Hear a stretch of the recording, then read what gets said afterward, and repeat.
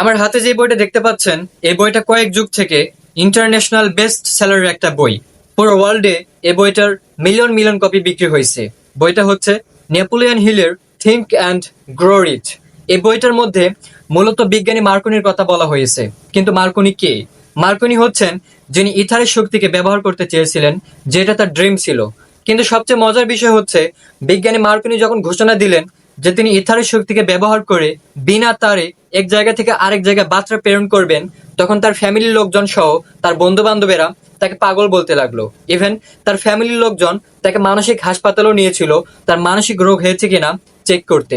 সব মিলে এই বইটা পড়ে মোরাল অফ দ্য স্টোরি যেটা আমি বুঝলাম, সেটা হলো নিজের অবাস্তব চিন্তাকেও বাস্তবায়ন করা পসিবল। এটাকে কখনো অবহেলা করবেন না। শুধুমাত্র আপনার চিন্তা এই পুরো ওয়ার্ল্ডকে পাল্টে দিতে পারে। আর এই বইটা পড়লে আপনার নিজের মধ্যে অটোমেটিক একটা এরকম অ্যাটিটিউড চলে আসবে যে I don't care who is think about it me, I don't care who is better than me, it is always me versus me.